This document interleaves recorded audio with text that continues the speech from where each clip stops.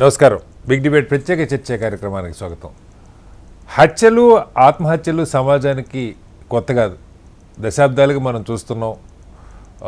పరువు హత్యలు, లేదంటే ఫ్యాక్షన్ హత్యలు, ఆస్తి తగాదాలు, కులపరమైన మతపరమైన వివక్షకు సంబంధించిన తగాదాల ద్వారా జరిగే హత్యలు, ప్రేమించలేదని చంపేటువంటి హత్యలు, ఇలాంటివన్నీ ఒక దశ అయితే, అలాగే ఆత్మహత్యల్లో కూడా రైతులు అప్పులు పాలై చేసుకునేటువంటి ఆత్మహత్యలు, లేదంటే ప్రేమ విఫలమై చేసుకునే ఆత్మహత్యలు, పరీక్షల్లో ఫెయిల్ అయ్యామనే ఆత్మహత్యలు, ఇలా దశాబ్దాలకి ఉన్న ఈ మధ్యకాలంలో రెగ్యులర్గా శ్రోతలు లేదు వీక్షకులు అందరికీ ఉన్న అనుభవం ఏంటంటే వీటి సంఖ్య పెరగటమే కాకుండా వీటిలో విపరీత ధోరణులు పెరుగుతూ ఉన్నాయి.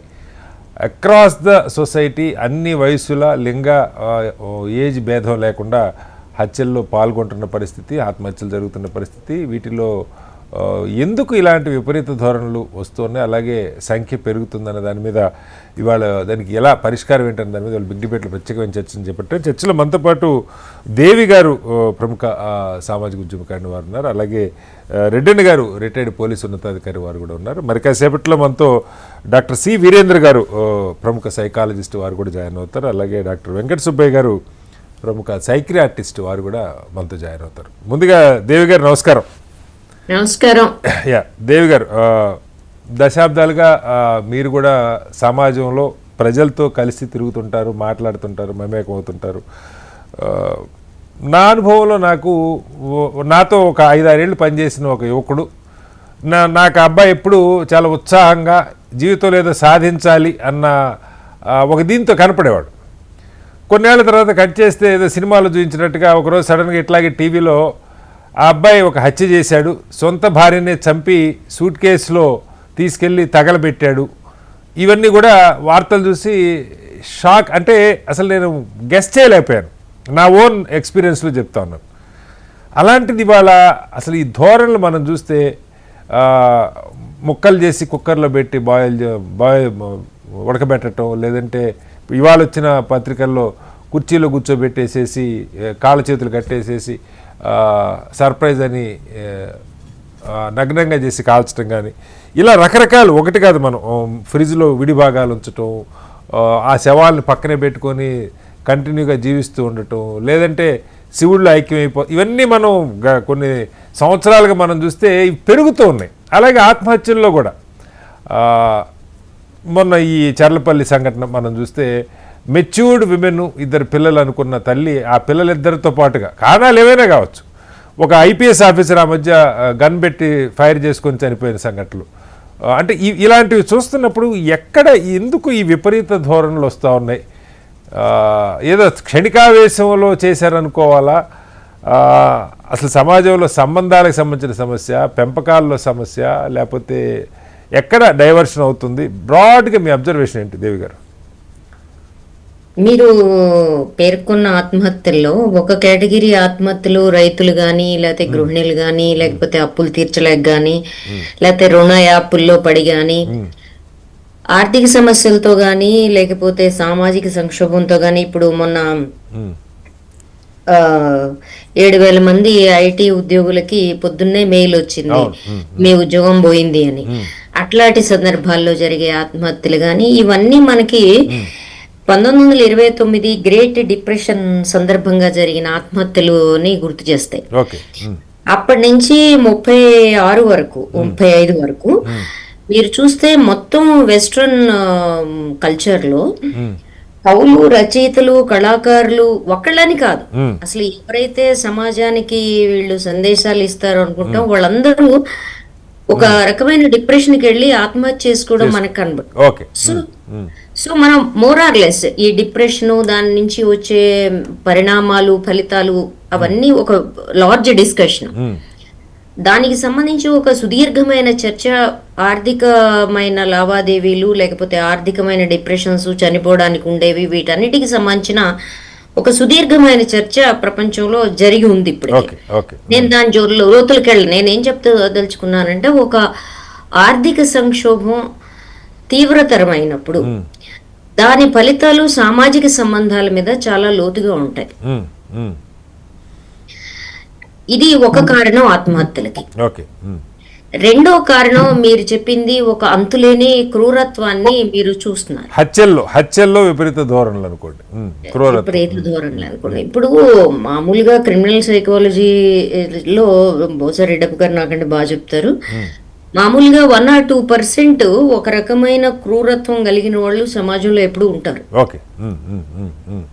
అది అంటే మనం జంతు ప్రవృత్తి నుంచి రాలేనితనమా లేకపోతే కోల్డ్ బ్లడెడ్నెస్ అంటాం కదా, అంటే తోటి వాళ్ళ పట్ల ఏమాత్రం అసలు వీడు మనిషి లేకపోతే ఇది మనిషి అనే భావన లేని మనస్తత్వంతో కొంతమంది ఉంటారు. ఆ మనస్తత్వం ఎందుకు ఏర్పడుతుంది, మళ్ళీ ఆ కారణాలు చాలా లోతుగా వెళ్ళాల్సి, కానీ అట్లా ఉంటారు అనేది మనం ముందు ఒక వాస్తవాన్ని అంగీకరించి, ఇట్లా ఉన్నవాళ్ళు మామూలుగా సమాజం సాధారణంగా సాగిపోతున్నప్పుడు సమాజంలో మిగిలిన 98% జనం సాదాసీదాగాను ప్రశాంతంగాను ప్రేమగాను ఉంటున్నప్పుడు వీళ్ళ లక్షణాలు ఫ్లేరప్ కావు, అంటే అణిచివేయబడి ఉంటాయి. అంటే పిల్లలకి బుద్ధులు తల్లిదండ్రులు చెప్తున్నప్పుడు ఎట్లయితే వాళ్ళు కొంచెం అణిగిమణిగి ఉంటారో అట్లా వీళ్ళు అణిగి ఉంటారు. కానీ సమాజం ఒక సంక్షోభం వైపుగా వెళ్తున్నప్పుడు, మానవ సంబంధాలు విచ్ఛిన్నం అవుతున్నప్పుడు, ఆ విచ్ఛిన్నం అవటంలో కూడా 2 కారణాలు. ఒకటి పర్సన్ సెంట్రిక్ ధోరణి, అంటే వ్యక్తి కేంద్రంగా సాగే ఒక వ్యవస్థ. ఒకప్పుడు సమాజం ముఖ్యం అనుకునే దశ నుంచి తర్వాత నీ కుటుంబం చూసుకునే అన్న దశ, నీ ఊరు చూసుకో లేకపోతే నీ వాడ చూసుకో అన్న దగ్గర నుంచి, తర్వాత నీ బంధువులు చూసుకో అన్న దగ్గర నుంచి, నీ కుటుంబం చూసుకో అన్న దగ్గర నుంచి వాళ్ళ మొత్తం నన్ను నేను చూసుకుంటా అనే దశకి వచ్చింది. సో నన్ను నేను చూసుకునేటప్పుడు ఇప్పుడు మీరు చెప్పిన వాళ్ళందరికీ కూడా మీ దృష్టిలో వాళ్ళు క్రూరంగా ఉన్నారు, కానీ వాళ్ళకి దానికి సంబంధించిన ఒక లాజికల్ జస్టిఫికేషన్ ఉంటుంది. సో ఆ లాజికల్ జస్టిఫికేషన్ అది మీకెంత అబ్సర్డ్ గా కనిపిస్తుంది లేకపోతే సమాజానికి అది ఎట్లా కనిపిస్తుంది ఈజ్ నాట్ అ క్వశ్చన్. చేసిన వాళ్ళ దృష్టిలో అది చాలా లాజికల్ ఎక్స్ప్లెనేషన్ ఉంటుంది. అంటే ఏంటంటే సెల్ఫ్ సెంటర్డ్నెస్ ఒక పతాక దశకి వాళ్ళ మన సమాజం తీసుకెళ్తాం. ఈ పతాక దశకు తీసుకెళ్లడంలో నేను మీకు రిపీటెడ్ గా చెప్పదలుచుకున్నాను,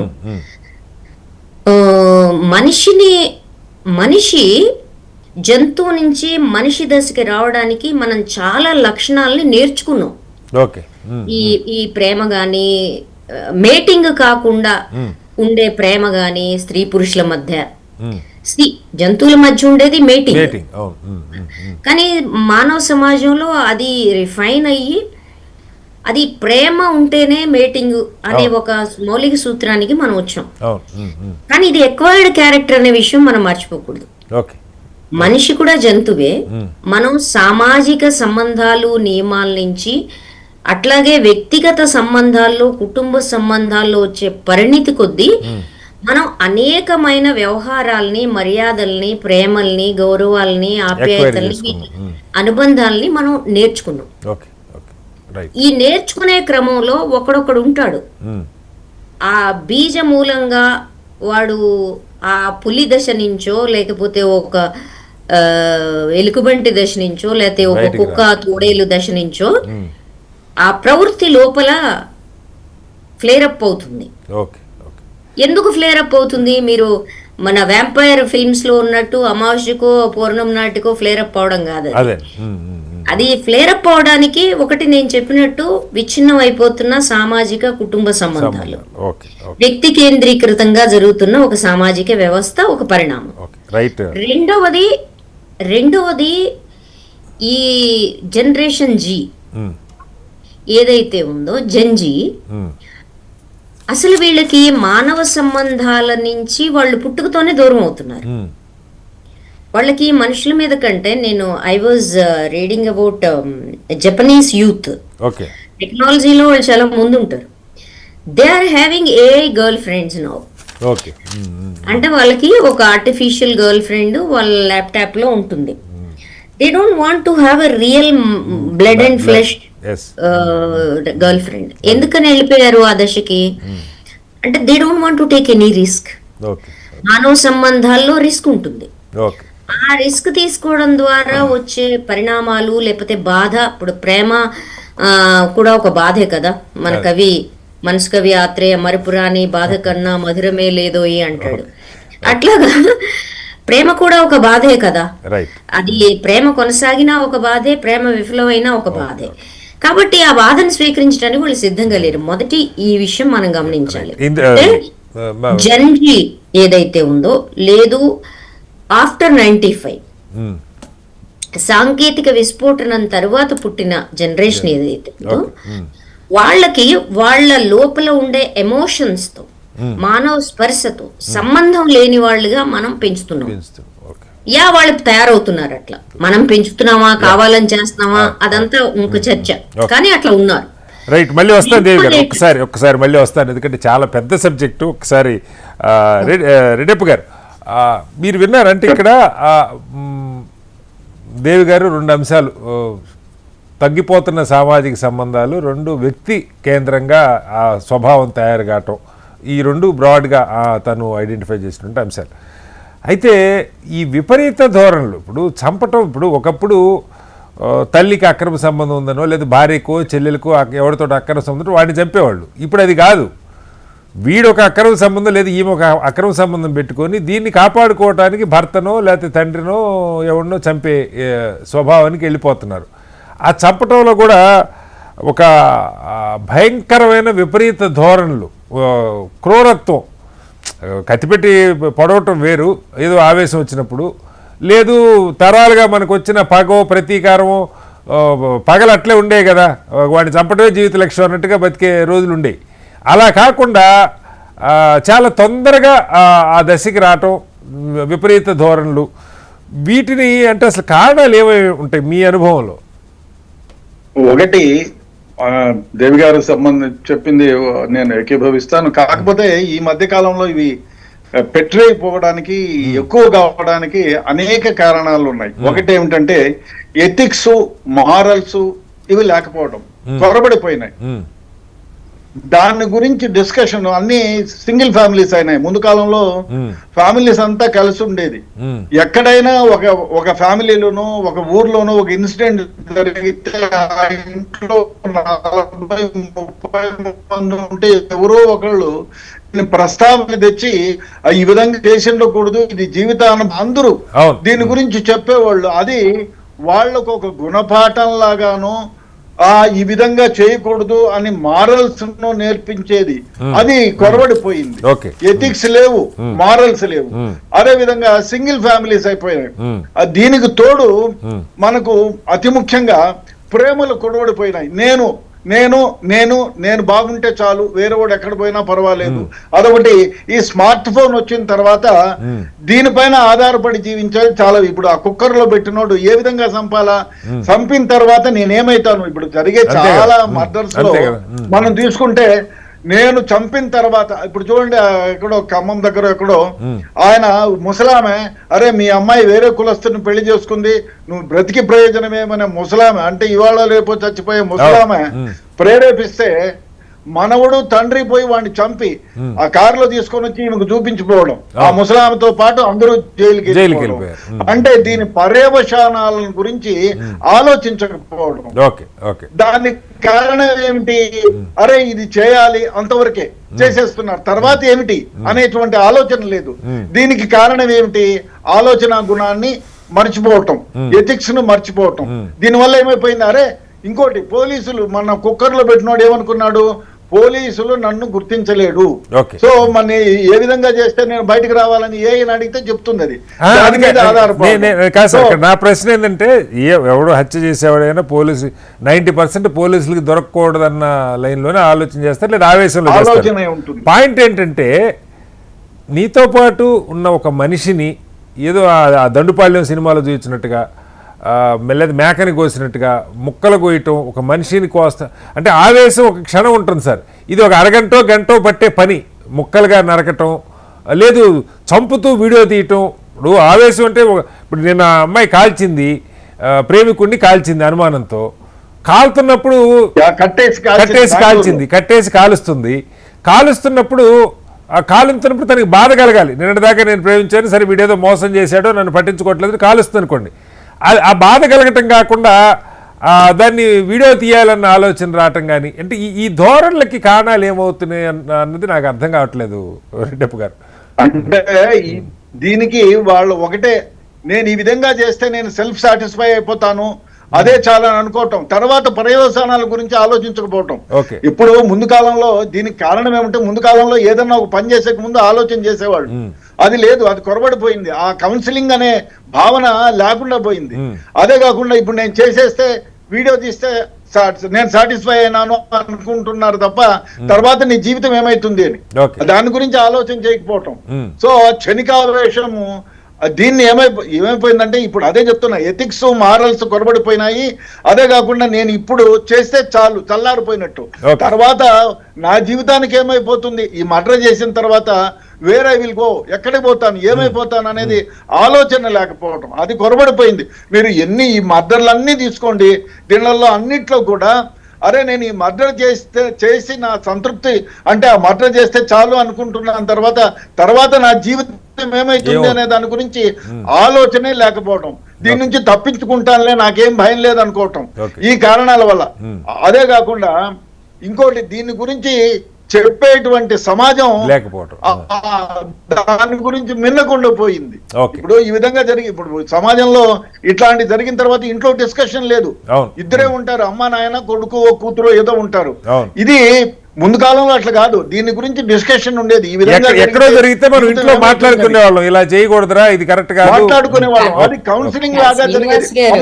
నేను ఒక్క సెకండ్ నేను ఇవాళ వాడిని చంపితే రేపు పొద్దున్నే నేను జైల్లో పోయి కూర్చుంటాను, నా జీవితం పాడైపోతుంది అనేటువంటి ఆలోచన లేకపోవడం, దానివల్లే చాలా. ఈ బెంగళూరు అమ్మాయి మళ్ళీ ఏం చెప్తుంది, నేను ఈ విధంగా చేస్తే ఈ వీడియో నా దగ్గర ఉంటుంది, దాచుకుంటాను అని అంటా ఉంది. దాచుకుని ఏమైపోతుంది, మన పోలీసులు దిక్కితే ఇది ఎవిడెన్స్ లాగా తన గొంతుకే ఉర్రులాగా చుట్టుకుంటుందని తెలీదా? నేనేం చెప్పబోతున్నా, రెడ్డప్ప గారు మోరల్స్ ఎథిక్స్ మాట్లాడుతుంటే 170 మంది పసిపిల్లల మీద ఒకడు పనిలేని చోటకెళ్ళి బాంబేస్తే ట్రంప్ దాన్ని ఖండించకుండా నోరు మూసుకున్న ప్రపంచ నేతలు ఉన్న ప్రపంచం. దేవ్ గారు మన్నించాలి, ఓకే, మళ్ళీ కొంచెం డివైడ్ అవుతుంది.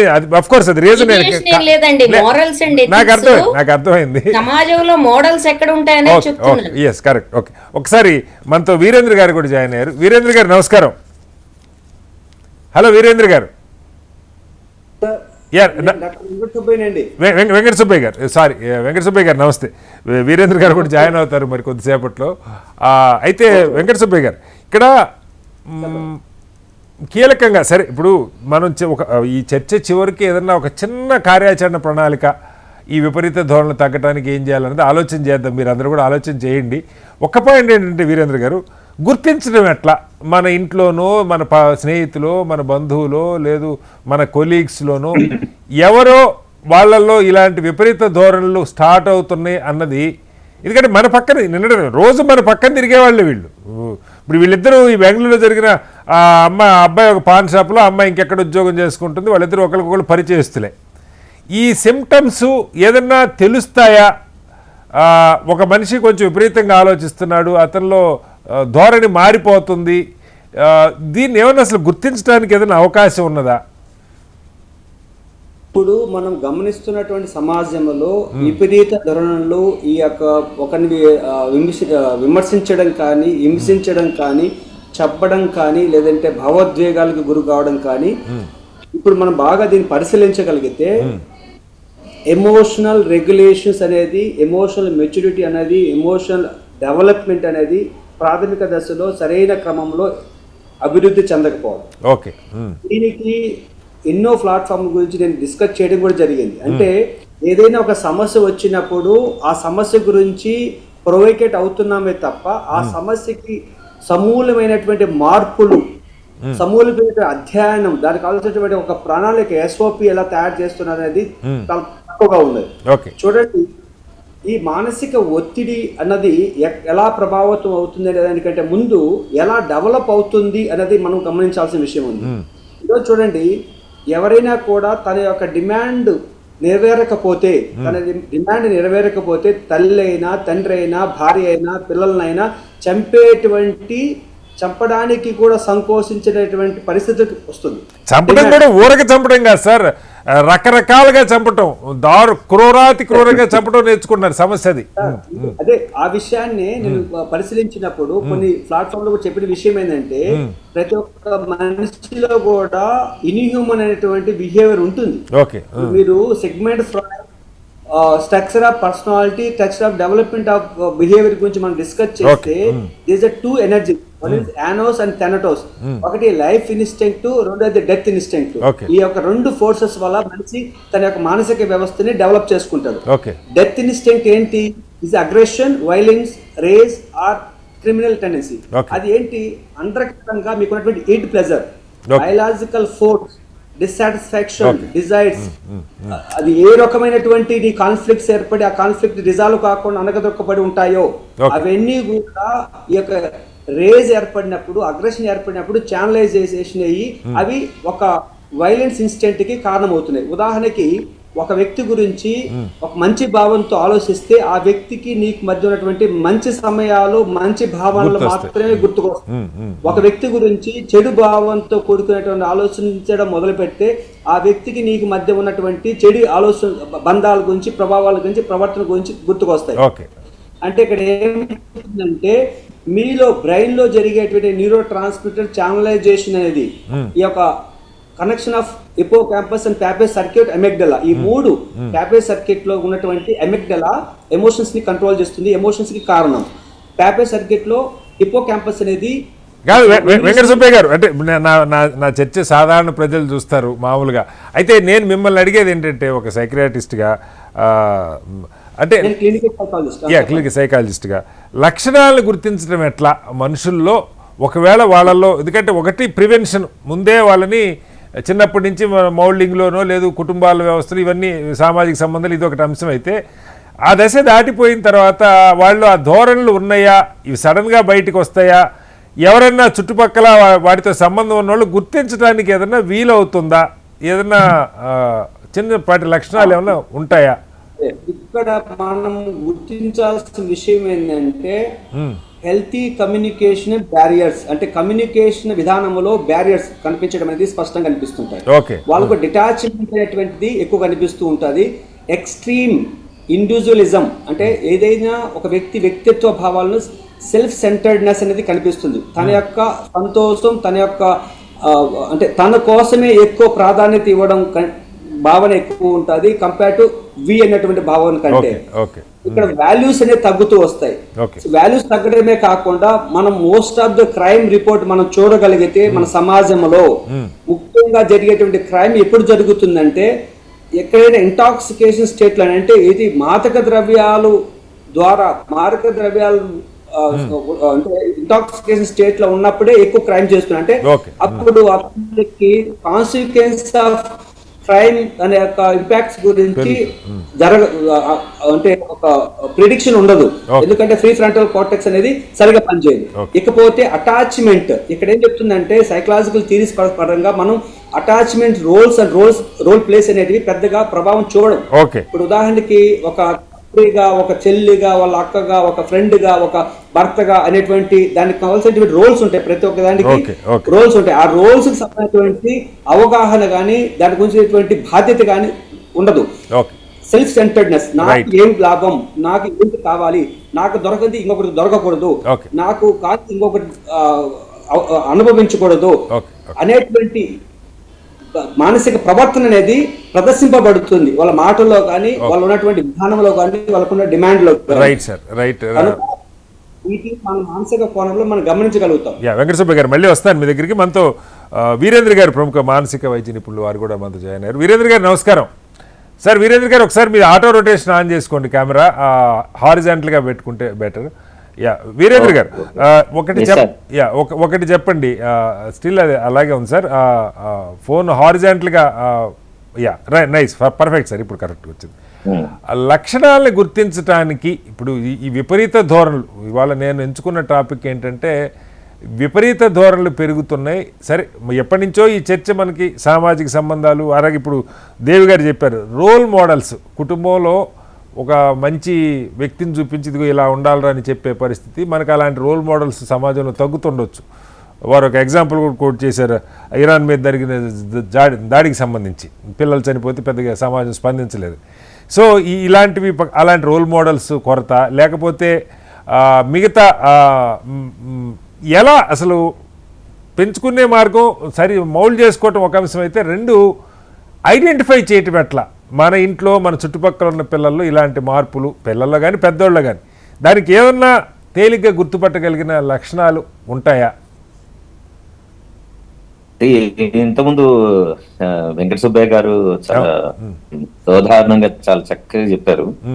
ఏంటంటే ఇప్పుడు పిల్లలకు పేరెంట్స్ కి మధ్య ఉన్న అటాచ్మెంట్ స్టైల్స్ అండ్ వాళ్ళు పెరుగుతున్నప్పుడు ఉన్న వాతావరణము, తర్వాత ఊంబులో ఉన్నప్పుడు చైల్డ్ మీద పనిచేసిన మదర్ యొక్క ఎక్స్పీరియన్సెస్, ఇవన్నీ కలిపి చైల్డ్ బర్త్ అయ్యేటప్పుడే there is every possibility that ఫ్యామిలీలో రన్ అయితే జీన్ లో అనుకుంటే జీన్ మెటీరియల్ నుంచి కంటిన్యూ కావడము, ఇవన్నీ కారణాల్లోనూ మనము గుర్తించి వాటిని అసెస్ చేసే స్థితిలో మన భారతదేశ సమాజము లేదు. మన మైండ్ గురించి ఆలోచించడము, దానికి సంబంధించిన రుగ్మతల గురించి చర్చించడం అనేది ఎప్పుడొచ్చింది? మనం ఈ మీడియా వచ్చి కొంచెం వీటి మీద ఆసక్తి మీలాంటి వాళ్ళు 10 మంది చూడటానికి అవకాశం ఉన్న దొరుకుతుంది, మాట్లాడగలుగుతున్నాం. ఇప్పటికి కూడా మనం ఇంత రాకెట్ సైన్స్ గురించి మనం గొప్ప చెప్తున్నాం, మనం రాకెట్ లో మనం అద్భుతంగా ప్రదర్శిస్తున్నాం, కానీ మన ఈ 10 సెంటీమీటర్స్ బ్రెయిన్ లోకి వెళ్ళి వచ్చే వాటి గురించి మనం చాలా వెనుకబడి ఉన్నాం. కాబట్టి పిల్లలు గనక వాళ్ళకి ఏదైనా సైకోపథాలజీ జనరేట్ అయ్యి ఉంటే డెఫినెట్ గా ఆన్సెట్ మనకు టీనేజ్ నుంచే తెలుస్తుంది. వాళ్ళ ప్రవర్తన ధోరణిలో కానివ్వండి, వాళ్ళ ఎమోషన్ ఎక్స్ప్రెషన్ లో కానివ్వండి, ఎమోషన్ ఎక్స్పీరియన్స్ చేసినప్పుడు వాళ్ళ డిఫెన్స్ మెకానిజం లో కానివ్వండి, వాళ్ళ భాషలో కానివ్వండి, వాళ్ళు మిగతా వ్యక్తులతో కలిసి రిలేషన్షిప్ ని ఇంప్రూవ్ చేసిన విషయంలో కానివ్వండి, వాళ్ళు ఏదైనా కోల్పోయినప్పుడు, వాళ్ళు ఏదైనా అనుకుని దొరకనప్పుడు చేసే ప్రవర్తనలు కానివ్వండి, డెఫినెట్ గా ఇది చిన్న పిల్లలది ఒకటి సార్. ఇంకోటి చెప్పండి, 2-3 రోజుల్లో హత్య చేయాలి. ఇప్పుడు ఈ అమ్మాయి ఉంది ఉదాహరణకి, నేను ఎందుకు అడుగుతున్నా అంటే మనకి ఇన్స్టెంట్గా ప్రివెన్షన్కి ఏమన్నా మార్గం దొరుకుతుందని ఒక చిన్న ఆశ. 2-3 రోజులు ఇతన్ని చంపాలనుకుంటుంది, లేదు కొంతకాలంగా చంపాలనుకుంటుంది, దాన్ని ఎగ్జిక్యూట్ చేయడానికి నిన్న డే ఎంచుకున్నది అనుకోండి, అతన్ని ఇంటికి ఇన్వైట్ చేసింది. అలాంటప్పుడు ఆ అమ్మాయి ప్రవర్తనలో రాగానే ఇలా చంపాలని ముందే బ్రెయిన్లో ఒక స్కెచ్ ఉంటుంది కదా, ఏదో వెస్ట్రన్ స్టైల్లో అని. ఈ స్కెచ్ ఎప్పుడైతే మైండ్లో వస్తుందో, లేదు నేను ఈ రకంగా మొక్కలు చేయాలి, చంపి ఫ్రిడ్జ్లో పెట్టాలి, లేదు సూట్ కేసులో తీసుకెళ్ళి కాల్ చేయాలి, ఇలా ఈ ప్లాన్ వచ్చిన తర్వాత వాళ్ళ ప్రవర్తనలో గుర్తించదగిన, మిగతా మనుషులు గుర్తించదగిన మార్పులు ఏమన్నా ఐడెంటిఫై చేసుకోగలుగుతామా? అంటే ఇవి 2 ఉన్నాయండి. ఒకటి నిజంగానే వాళ్ళకు సైకోపథాలజీ ఉందనుకోండి, ఓకే, వాళ్ళకు ఆల్రెడీ కాండక్ట్ డిజార్డర్స్ ఉన్నాయి, లేదు someway otherway they have been suffering with some other psychological issues ఉన్నాయనుకోండి, వాళ్ళలో మనకేం కనబడదు. ఎందుకంటే వాళ్ళకి ఇట్లాంటి నేర ప్రవృత్తి చేస్తే ఒక ఆలోచన ఎప్పటి నుంచి అయితే ఉంటుందో వాళ్ళు దాని పట్ల వాళ్ళు ఏం రిమోర్స్ ఫీల్ గారు. ఒక నార్మల్ గా ఉన్న వ్యక్తి తనకు జరిగిన అవమానాన్ని దాన్ని హ్యాండిల్ చేసుకునాల్సి వచ్చినప్పుడు ఎక్స్పీరియన్స్ అయ్యే యాంగ్జైటీ గానీ, స్ట్రెస్ గానీ వీళ్ళకు ఉండనే ఉండదు. Their emotional development will be very very poor. కాబట్టి వాళ్ళు ఎమోషన్ ను బాగా ఎక్స్పీరియన్స్ చేయడం గానీ, దాన్ని ఎక్స్ప్రెస్ చేయడం గానీ ఎక్కువ ఉండదు. కాబట్టి ఇట్లాంటి వ్యక్తులకు లోపల వాళ్ళ ప్రవర్తనలో గానీ, వాళ్ళ చేష్టల్లో గానీ ఎవరు అనుమానించేదగ్గంగా ఏం ఉండదు. అంటే ఇలాంటి హత్యలు చేసే వాళ్ళంతా అలా మీరు అన్న సైకోపాథాలజీ కండిషన్ లో ఉన్న వాళ్ళే అనుకోవచ్చా? డెఫినెట్ గా. ఇంకోటి ఏంటంటే ఈ హత్యలు చేసే వాళ్ళు, తర్వాత ఈ ఏమంటారు మాయ చేసే కొంత సెట్ ఆఫ్ పీపుల్ ఉంటే వాళ్ళకు కాన్సిక్వెన్స్ మీద ఎక్కువ ఉండదు. వాళ్ళు consequences. వాళ్ళకి ఏంటంటే they have very less IQ levels ఉంటాయి కొందరికి. ఓకే ఓకే దాంతో వాళ్ళు మాటలు ఈజీ చేయగలుగుతారు వాళ్ళు. Okay beyond that they cannot think about it. ఇంకోటి ఏంటంటే వాళ్ళకు ఈ కాగ్నిటివ్ బయాస్ అని అంటాం. అంటే మనకి ఏదైతే ఆలోచన వస్తుందో వాళ్ళు దాన్నే పూర్తిగా నమ్మి వాళ్ళ ఆలోచనకు అనుగుణంగా ఉండే వాళ్ళ వ్యక్తులతోటి ఫీడ్బ్యాక్ తీసుకొని వాళ్ళని వాళ్ళు వ్యాలిడేట్ చేసుకుంటారు. ఓకే ఓకే ఓకే అండ్ వాళ్ళు చేసే క్రమం లోపల వాళ్ళకు కొన్ని బ్లైండ్ స్పాట్స్ ఉంటాయి. They fail to recognize and identify. Okay okay ఇప్పుడు ఫర్ ఎగ్జాంపుల్ ఏటీఎం మిషన్ దొంగతనం చేశారండి. అవును అది ఎంత ఫూలిష్ అనిపిస్తుంది చెప్పండి. ఏటీఎం మిషన్ దొరకని పట్టుకునే సిస్టమ్ లో గవర్నెన్స్ ఉందా? లేదు కదా. అవును అవును అంత పెద్ద మిషన్ వాడు పట్టుకోబోతుంటే 10 కెమెరాలు దొరుకుతాడు. ఓకే, వాడు ఎందుకు దాన్ని కాన్సిక్వెన్స్ ఓహించలేకపోయిండు? ఓన్లీ దొంగతనం మీద ఎందుకు కాన్సన్ట్రేట్ చేసిండు? Okay Because they have less IQ and also they have these blind spots. Okay. And also they go with this cognitive bias తోటి వెళ్ళిపోతారు వాళ్ళు. ఓకే వాళ్ళు ఎవరికి చెప్తారు? వాళ్ళు వ్యాలిడేట్ చేసుకుంటారు. ఎవరిని అడుగుతారు? ఇప్పుడు చూడు, నేను రాత్రి తీసిన అనుకో, లైట్లు కనబడాయి కనబడినప్పుడు మనం ఎత్తుకుని అనుకో, ఎట్లా గుర్తిస్తారు? ఎవరో మంచి ఉన్నట్టు తెలుస్తుంది కానీ నేనే అని ఎట్లా గుర్తిస్తారు? గుర్తించరు. సో ఇట్లా they validate for their actions. Okay okay so that's how their brain wiring is being there. Okay, అందుకోసమని ఇట్లాంటి చేసే వాళ్ళకు వాళ్ళు they cannot think too much and they focus too much on only in the activity. Okay, అంటే వాళ్ళ engagement ఎంత serious గా ఉంటది అంటే బయట చుట్టుపక్కల ఏం జరుగుతున్నా కూడా గమనించకుండా వాళ్ళు ఏదైతే చేద్దాం అనుకున్నారో దానిలోనే పూర్తి స్థాయిలో నిమగ్నం అయిపోయి ఆ పనిని ఎట్లా ఎగ్జిక్యూట్ చేయాలని చూస్తారు. ఓకే, అట్లాగే they have their own methods of escape route. ఆ ఎస్కేప్ రూట్ ఎఫెక్టివా కాదా అనే సంగతి కూడా వాళ్ళు ఆలోచించారు. అట్లాగే సూసైడ్కి సంబంధించి కూడా ఒక మాట చెప్పండి సార్. ఆల్రెడీ చాలా రోజులైంది జరిగి. మనం చూసాం ఈ చర్లపల్లి ఇన్సిడెంట్. ఒక మదరు, 2 పిల్లల్ని, ఇంటర్మీడియట్ చదువుతున్న ఏజ్ పిల్లల్ని, చాలా మెచ్యూర్డ్గా ఉండే మహిళ అని చెప్పి చెప్తున్నారు, టీమ్ లీడర్ ఆవిడ. అంటే ఆ స్థాయిలో కూడా ఎందుకు అలాంటి డెసిషన్స్ తీసుకుంటారు? ఏమన్నా మీ లేదంటే ఇప్పుడు మన సమాజంలో గమ్మత్తైన ఒక అపోహ ఉంది. ఏంటంటే సూసైడ్ అనేది చాలా ఫిట్ ఆఫ్ ఎమోషనల్ తీసుకునే డిసిషన్ అని అనుకుంటారు. అవి అట్లా హార్డ్లీ 1% కూడా ఉండేయండి అట్లా ఫిట్ ఆఫ్ ఎమోషనల్ తీసుకునేది. Majority of the suicides are planned. Majority of the suicides are well organised. ఎందుకు? Because they are undergoing too much of depression since long time. They lose the hope.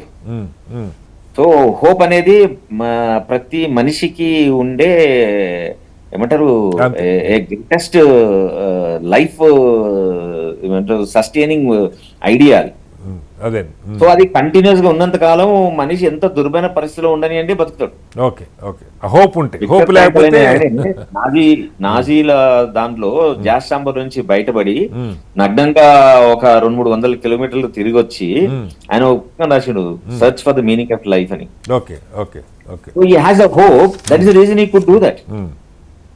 So when you lose a hope, నువ్వు చుట్టుపక్కల కొన్ని 100 మంది నీతో ఉండనియండి, కోట్ల ఆస్తులు ఉండనియండి, that will not stop you. ఇప్పుడు సిద్ధార్థ్ అనే great businessman, Coffee Day owner, ఆయన 10,000 crores ఎంపైర్ ఎస్టాబ్లిష్ చేసిండు. 10 రూపాయల కప్పును 250 కప్పులు అమ్మి అందరిని కన్విన్స్ చేసి బిజినెస్ చేసిండు ఆయన. అంత తెలివైన వాడు. How you could commit suicide?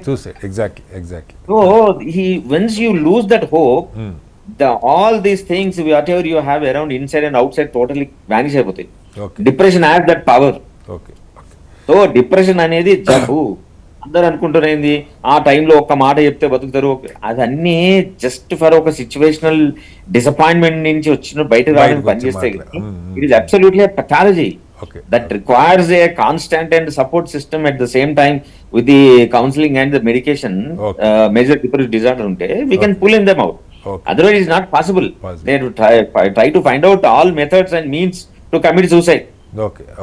Because the imbalance of the neurotransmitters ఎట్లా చేస్తాయి అంటే గ్యారంటీగా నువ్వు చచ్చిపోని అయితే చెప్తుంటది. అది నువ్వు ఎందుకు నువ్వు వేస్ట్ అని ఒక కాన్స్టాంట్ సిగ్నల్ మెసేజ్ పనిచేసి మెసేజ్ పంపిస్తా ఉంటది. దేవి గారు, ఒక చిన్న మన చర్చ ఎంతమంది అన్నా చూడనివ్వండి, చిన్నపిల్లల దగ్గర నుంచి పెద్దవాళ్ళ దాకా ఒక చిన్న కార్యాచరణ. ఇప్పుడు తల్లిదండ్రులు మంచి ధీరుల కథలు, వీరుల కథలు చెప్పటం, ధైర్యాన్ని ఊరిపోయటం. ఇందాక రెడ్డప్ప గారు చెప్పారు, నిజంగా గతంలో సమకాలీన అంశాల మీద ఇంట్లో చర్చలు నడిచాయి. మన అమ్మ నాన్నతో కూర్చొని అక్కడ అట్లా జరిగింది, వాడు అట్లా ఎందుకు చేశాడు, అట్లా చేయకూడదు, ఈ మాటలు ఇవాళ మాట్లాడుకోవడానికి టైము లేదు. తల్లిదండ్రులు బిజీ, పిల్లలు కెరీర్లో చదువుల్లో బిజీ, తల్లిదండ్రులు కెరీర్లో బిజీ. సో ఈ బ్యాక్డ్రాప్లో బ్రీఫ్గా ఏదైనా ఒక 2-3 ఇవి ఆ లక్షణాలు రాకుండా ఉండటం, వచ్చిన వాటిని గుర్తించడానికి మీ అనుభవంలో ఏమన్నా 2-3 ఇవి చెప్తారు టిప్స్? టిప్సా? ఈ చిట్కాలు ఎక్కువైపోయినాయి ప్రపంచం. నేనంటే నా గంటలో కాదు దేవ్ గారు, నేను గంటలో చేయగలిగిన పని అదే. చెప్పండి. ఇప్పుడు మొదటి విషయము, ఈ కుటుంబం గురించి, ఉమ్మడి కుటుంబం గురించి జరుగుతున్న చర్చ గురించి నేను ఒక విషయం చెప్పదలుచుకున్నా. అది ఉమ్మడి కుటుంబమా లేకపోతే ఒక సింగిల్ పేరెంట్ కుటుంబమా అనేది కాదు చర్చ. మీరు ఒక కాలంలో ఉండే కుటుంబ వ్యవస్థని ఇంకో కాలానికి తీసుకురాలేరు. కాబట్టి ఈ నాస్టాలజిక్ చర్చలు మనం వదిలేయాలి మొదటి విషయం. రెండోది, morality is not just personal. నైతిక విలువలు అనేవి కేవలం వ్యక్తిగతమైన విషయం కాదు. నేను ఇందాక నుంచి చెప్పడానికి ప్రయత్నిస్తున్న విషయం అదే. నేను తర్వాత మన పిల్లల్లో ప్రపంచం అంతా ఒక రకంగా ఉంటుంది. నేను ఇంట్లో కూర్చోబెట్టి 100 నూరు పోస్తా. వాడి చేతిలో ఉండే ఒక చిన్న స్మార్ట్ ఫోన్ ఏమంటుంది, అక్కర్లేదు బిడ్డ, నువ్వేం కావాలంటే అది చేసుకో అంటుంది. ఆ చేయడానికి అవసరమైన ప్రేరేపణలన్నీ అది ఇస్తుంది.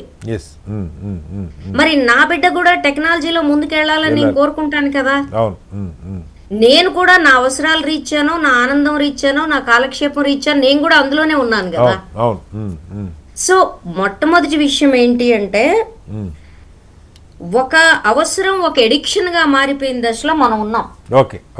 ఒక యంత్రం గురించి ఎక్కువ మాట్లాడుతున్నాను ఎందుకు అని మీరు ప్రశ్నించొద్దు. ఎందుకు అంటే 2 సంవత్సరం బిడ్డ చేతిలో సెల్ ఫోన్ చూసిన, స్మార్ట్ ఫోన్ చూసిన ప్రతి సందర్భంలో నా టెంపరేచర్ 45 డిగ్రీలు దాటిపోతాను. ఎందుకని నా కళ్ళ ముందు ఒక బాల్యం విచ్ఛిన్నం అవుతున్నది కనబడతాను.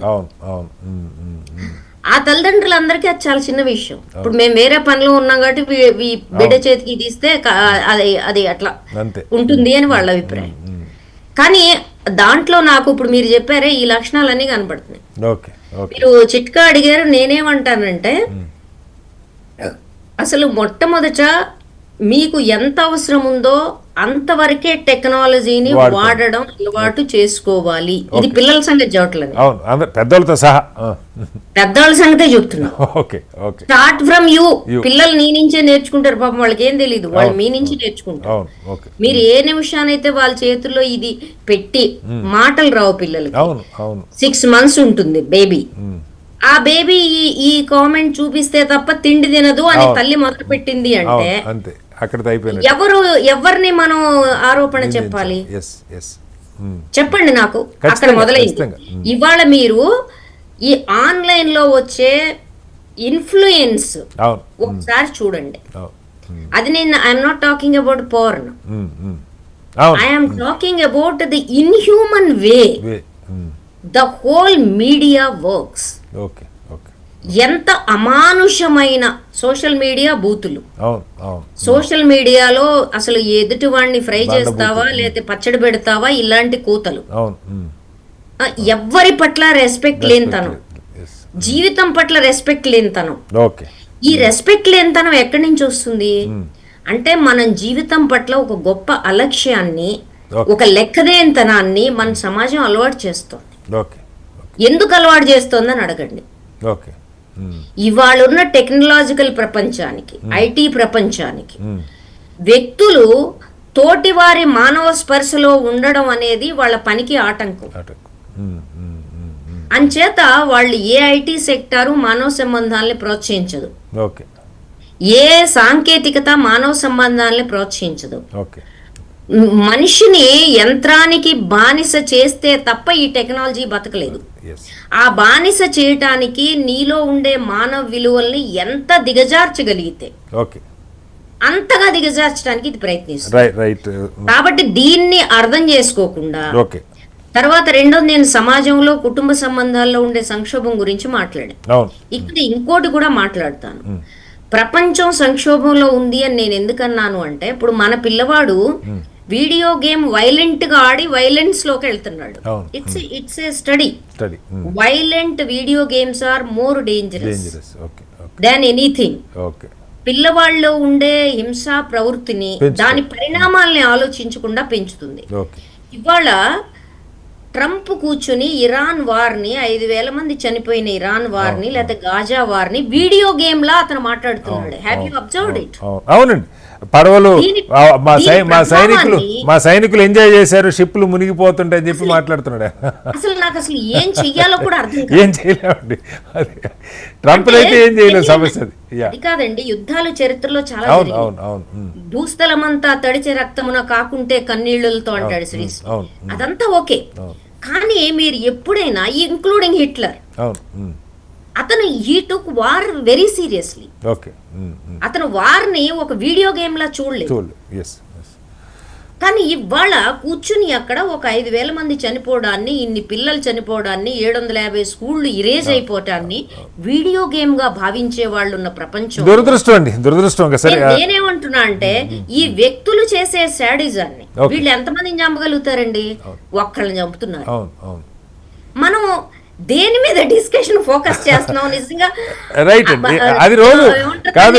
నథింగ్ మేక్స్ సెన్స్ అంటారు కదా. I'm also feeling nothing makes sense anymore. Devi గారు, మీరు చెప్పింది 100% కరెక్ట్. కాకపోతే నేను ఆ చర్చ ఎలాగూ పెడతారన్న రోజు ఇది కొంచెం వ్యక్తులుగా ఒకళ్ళే కానీ 1,000 మంది చంపుతున్నారు. పెడుతున్న పాయింట్ ఐ అగ్రీ. అక్కడెక్కడో గాజాల్లో పిల్లల మీద జరిగే టార్చర్ అంటే ఏ మాత్రం అమానుషంగా జరిగే పిల్లల మీద జరుగుతున్న దాడి ఇవాళ మన కుటుంబాల్లోకి పక్కన మన కుటుంబంలో ఉన్న వ్యక్తిని చంపేసుకొని, అంటే మీరు అంటుంది ఏంటి అంటే దీన్ని ఏమంటారంటే వార్ సైకాలజీలో దాన్ని పేరేదో పెట్టారు.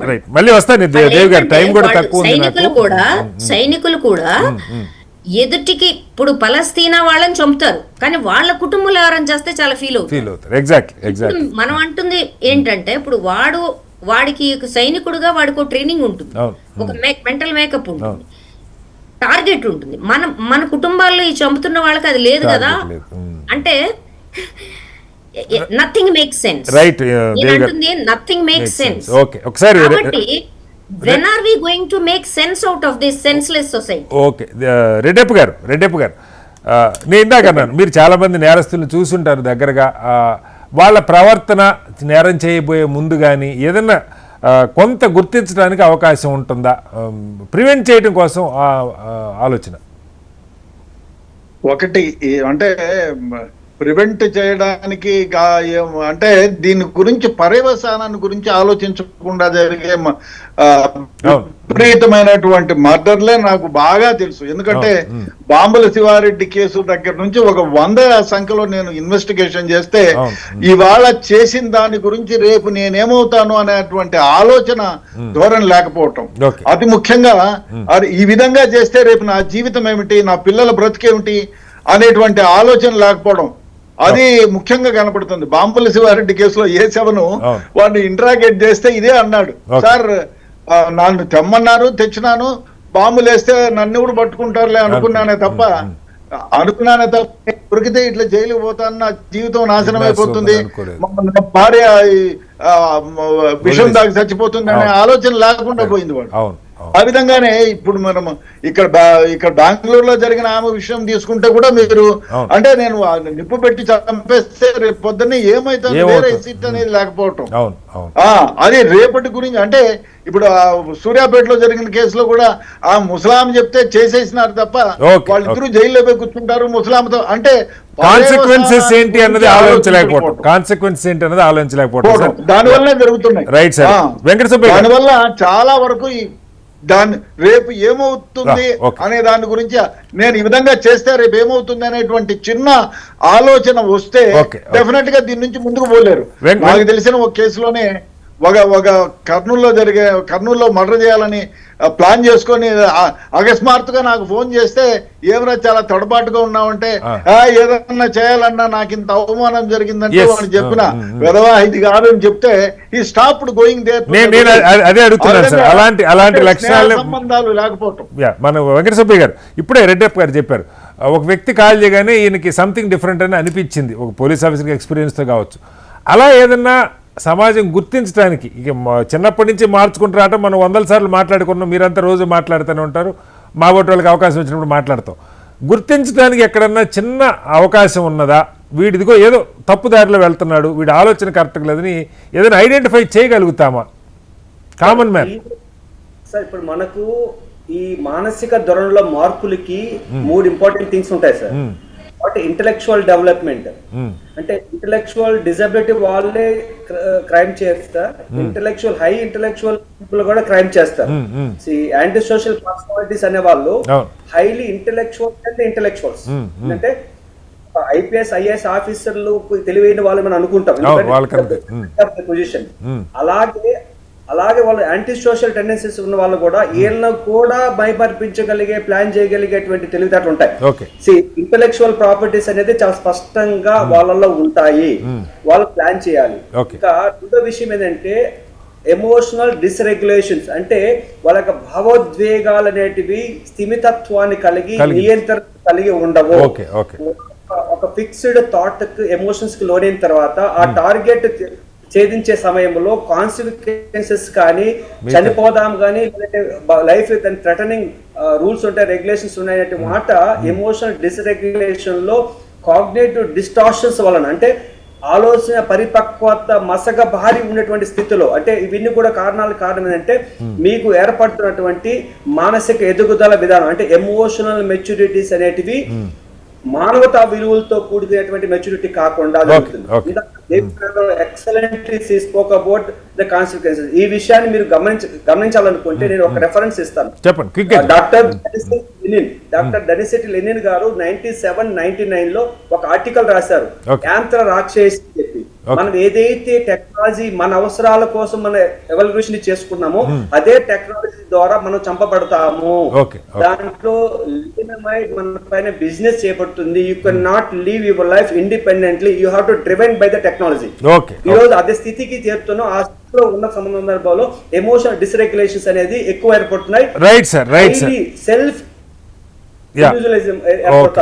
వీరేంద్ర గారు ఆఖరిగా చెప్పండి, ఈ మీరు ఇందాక చెప్పారు జెనెటికల్గానో లేకపోతే మరొక కారణంగానో చిన్నప్పుడు ఊములో ఉన్నప్పుడు కొన్ని కారణాలుగా కొంతమంది పుట్టుకతోటే వాళ్ళకి ఈ లక్షణాలు డెవలప్ అయ్యే పరిస్థితి ఒక సెక్షన్ అయితే, ఇంకొక సెక్షను అప్పటికప్పుడు జరిగే వాటి నుంచో మరొక దాని నుంచో ఇలా మారే పరిస్థితి ఉండ. వీళ్ళు ఎవరైనా సరే, ఇందాక ఇప్పుడు రెడ్డప్ప గారు చెప్పిన ఎగ్జాంపుల్ నేను అడుగుతున్నా, ఒక వ్యక్తి ఆయనకి ఫోన్లో మాట్లాడగానే ఏదో ఆయన తడబడుతున్నాడు, ఏదో తప్పుదారి వెళ్ళబోతున్నాడు, ఆయనకు ఐడెంటిఫై చేయగలిగారు యాజ్ ఎ పోలీస్ ఆఫీసర్ కూడా. కాబట్టి అలా మనం ఏదైనా ఐడెంటిఫై చేయడానికి మన చుట్టుపక్కల ఉన్న వాళ్ళలో ఈ తేడాన్ని గుర్తించడానికి ఎక్కడన్నా 1% అన్న అవకాశం ఉందా? ఉంటుందండి. ఇప్పుడు మా కౌన్సిలింగ్ సెషన్స్ కూడా ఒక అబ్బాయి వాళ్ళ సిస్టరు వాళ్ళ ఊర్లోనే ఒక అబ్బాయి తోటి వెళ్ళిపోయింది పెళ్లి చేసుకొని వారం లేచిన వాళ్ళ ఇంటికి వచ్చింది, వాళ్ళ మన సేమ్ ఊరికి వచ్చింది. ఊర్లో ఎట్లా మాక్సిమం 500 మంది ఉంటారు ఊర్లో, అందరూ తెలుస్తారు, తెలిసింది. ఇట్లా వెళ్ళిపోవడం అనేది ఆ ఊర్లో ఉన్నప్పుడు ఆ కుటుంబానికి విపరీతమైన బాధ, అవమానం ఇవన్నీ ఉంటాయి కదా. ఉన్నప్పుడు ఏంటి అందులో ఇప్పుడు ఈ అమ్మాయి వల్ల అన్న దాంతో వానికి విపరీతమైన ఆవేశం, కోపం ఇట్లా వచ్చేసింది అన్నమాట. ఎట్టి పరిస్థితి అయినా సరే ఈ వారం రోజుల్లో నా చెల్లెనున్నానా పెళ్లి చేసుకున్నాయని చంపేయాలని డిసైడ్ అయ్యి ఒక ఫ్రెండ్ తో మాట్లాడితే ఫ్రెండ్ వాడు ఇక్కడ పంపించిండు. వాడు వచ్చిండు, వచ్చి ఇట్లా నేను ఎట్లా చంపాలనుకున్నా సార్, నాకు వశమైతే లేదు, అసలు నిద్ర లేక 3 రోజులు ఏదైనా చేయాలి కానీ ఏం చేయాలని అంటే, సరే నువ్వు చేద్దాం అనుకుంటున్నావు, ఎన్ని రోజుల్లో చేద్దాం అనుకుంటున్నావు అంటే, ఈ వారంలో ఎట్లయినా అవుతుంది సార్, నేను కత్తి ఉన్ను తర్వాత యాసిడ్ ఇవన్నీ ప్లాన్ చేసుకున్నా నేను, అది అంటారు. సరే చేస్తావు, సరే ఇప్పుడు ఫర్ ఎగ్జాంపుల్ నువ్వు అయింది అనుకుందాం, నెక్స్ట్ ఏమవుతుంది అని అడిగిన. నెక్స్ట్ ఏమవుతుంది ఇట్లా చేసిండు అని మా అమ్మ నాన్నలకు సంతోషంగా ఉంటది అని. అమ్మ నాన్నలకు దేనికి సంతోషం ఉంటది అంటే, వాళ్ళని చంపేస్తుంది కదా సంతోషంగా ఉంటది. ఎన్ని రోజులు ఉంటది సంతోషం వాళ్ళ, తర్వాత నీ పరిస్థితి ఏమవుతుంది, పోలీసులు ఇట్లా ఊరుకుంటారా, ఊరుకోరు, ఎట్లయినా దొరుకుతా. ఆ తర్వాత ఏమవుతుంది, పోయి నువ్వు జైలు ఉంటావు. అప్పుడు మీ అమ్మ నాన్న పరిస్థితి ఏంది, అప్పుడు ఉన్న చెల్లెని నువ్వు చంపేసినావు, చెప్పగలిగారు, జైల్లో ఉన్నావు. తర్వాత ఏమవుతుంది, ఇట్లా అమ్మ నాన్న కూడా బాగా బాధపడతారు, అది చేస్తారు. మరి ఇదంతా జరుగుతుందని ముందే తెలుసుకున్న తర్వాత కూడా ఆ పని చేయాల్సిన అవసరం ఉందని నీకు అనిపిస్తుందా ఇంకా? Right sir. అంటే ఇట్లా అనుకుంటే మాట్లాడుతుంటే ఇట్లా అనిపిస్తుంది, కానీ మరి ఎట్లా సార్, ఎట్లా అంతే. ఎట్లా ఈ బాధ తట్టుకోవడం, ఎట్లా ఈ కోపాన్ని ఆవేదన తట్టుకోవడం? Okay, right sir. మన్నించాలి, చాలా విలువైన అంశాలు మీరు చెప్తున్నప్పటికీ టైం పర్మిట్ చేయట్లేదు. కీలకంగా 3-4 అంశాలు చెప్తున్నారు. సమాజంలో ఈ హత్యలకి ఆత్మహత్యల్లో వస్తున్న విపరీత ధోరణులకు సంబంధించి వాటి సంఖ్య పెరగడానికి మొట్టమొదటిది చిన్నప్పటి నుంచి సెల్ ఫోన్ అలవాటు చేయడం అనేది మానాలి. అలాగే ప్రేమతో స్పర్శతో పిల్లల్ని పెంచాలి, కుటుంబ విలువల్ని నేర్పుకుంటూ రావాలి. సమాజంలో వస్తున్న మార్పుల గురించి ఎప్పటికప్పుడు పిల్లలతో చుట్టుపక్కల వాళ్ళతో చర్చించుకుంటూ ఉండాలి. కుటుంబంలో చర్చ జరగాలి. తల్లిదండ్రులు, పిల్లలు, స్నేహితులు మాట్లాడుకోవటం అనేది పెరగాలి ఫోన్లో చాటింగ్ల కంటే. అలాగే వాళ్ళ ప్రవర్తనలో గుర్తించగలిగితే, లోతుగా అబ్జర్వ్ చేయగలిగితే ఈ ధోరణులు పెరుగుతున్న వాళ్ళల్లో కొంతమేర కన్నా వాళ్ళ ప్రవర్తనలో తేడా, ఒక కార్యాచరణ తయారైన తర్వాత ఎంతో కొంత తేడాని సునిశ్చితంగా పరిశీలిస్తే గుర్తించే అవకాశం ఉంటుందేమో కూడా పరిశీలన చేయాలి.